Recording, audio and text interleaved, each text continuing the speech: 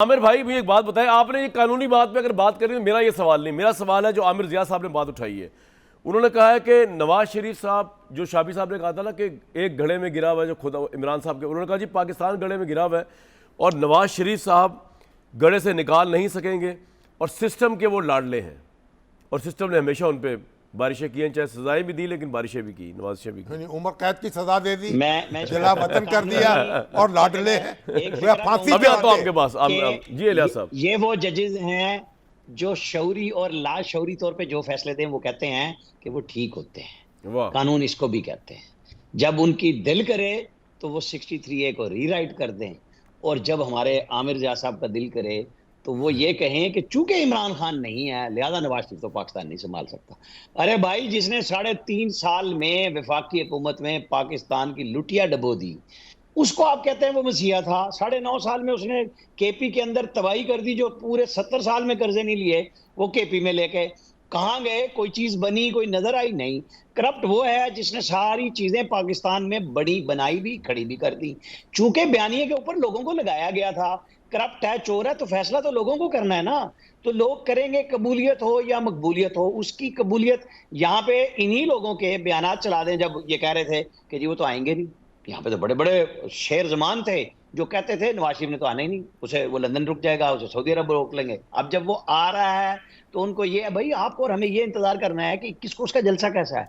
अगर खत्म हो जाएगा तो ठुस हो जाएगा, अगर उसका जलसा बहुत अच्छा हो जाएगा तो फिर उसने अपना रास्ता बनाया। लेकिन आमिर जिया साहब अब क्या करें? आमिर जिया साहब जब वो देख रहे हैं, जब रिव्यूज आ रहे हैं, किसने कहा था कि इमरान खान 70% 60% इमरान खान पॉपुलर है, 9 मई को रियासत तो आमिर जिया क्या कहे? आमिर जिया ने वही कहना है ना जो जो ओपिनियन, पब्लिक ओपिनियन बोल रहा है।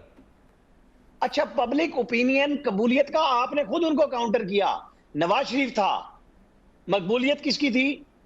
इमरान खान की थी कबूलियत उस वक्त 2018 में। आज आप दूसरी तरफ चल रहे हैं कि ये है, तो भाई अब मुकाबला तो अभी शुरू होना है जब मैदान में नवाज शरीफ उतरेगा। अभी उसमें नवाज शरीफ जब मैदान में शामी साहब उतरेगा, जब सर बिल्कुल सही आ गया आपका पॉइंट आमिर भाई, जब नवाज शरीफ मैदान में उतरेगा तो अगर तो यही लगेज होगा कि वो इस्टेब्लिशमेंट के लाडले हैं और यही इमेज होगा कि उन्होंने किसी दूसरी पार्टी के बंदे के साथ को गड़े में, चाहे उसे खुद खोदा है लेकिन वो गिरा हुआ है, तो नवाज शरीफ साहब क्या परफॉर्म कर पाएंगे? परसेप्शन वाइज किस तरह चल पाएंगे? जबकि आमिर जिया साहब भी कह रहे हैं, ओपिनियन पोल्स भी कह रहे हैं कि मेजॉरिटी शायद नवाज शरीफ साहब के खिलाफ हो, चाहे वो बन भी जाएं प्राइम मिनिस्टर।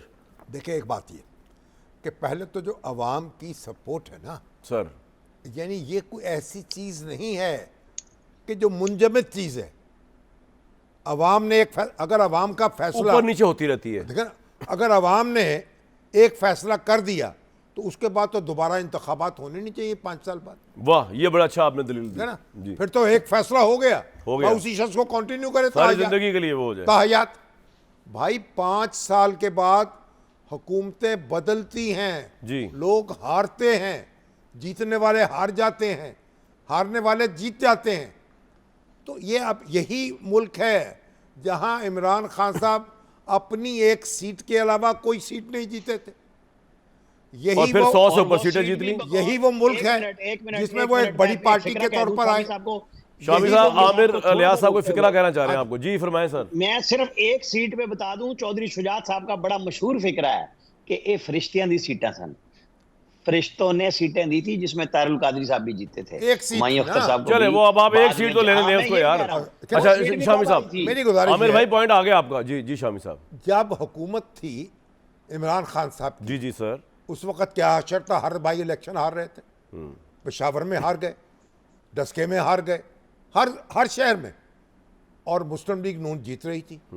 जब हुकूमत ख़त्म हुई फिर उनकी जो उभार आया एक और उनकी पॉपुलैरिटी में इजाफा हुआ, इसमें कोई शुबा नहीं। तो इसलिए अब ये कहना कि ये कोई मुस्तकिल चीज़ है, ऐसी बात नहीं तो आप है। नवाज शरीफ टेबल चेंज कर सकते हैं, नवाज शरीफ सलाहियत है उनमें आपके नजदीक? नवाज शरीफ अपना जोर लगाएंगे, अपनी सियासत करेंगे, अपने लोगों को जगाना है ना उनको।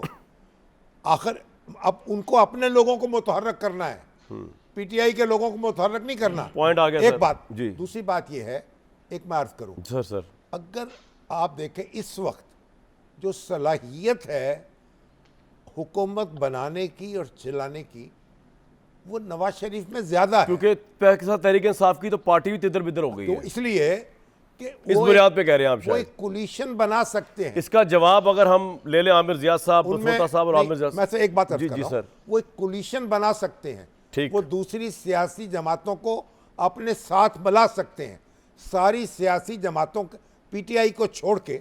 और मेरी तो दुआ है कि पीटीआई से भी मुफाहमत हो जाए, लेकिन पीटीआई को छोड़कर पीटीआई से मुफाहमत तो नून लीग के इख्तियार में नहीं, वो तो किसी और के हाथ में है। बाकी तमाम सियासी जमातें बिल्कुल आपका पॉइंट आ गया।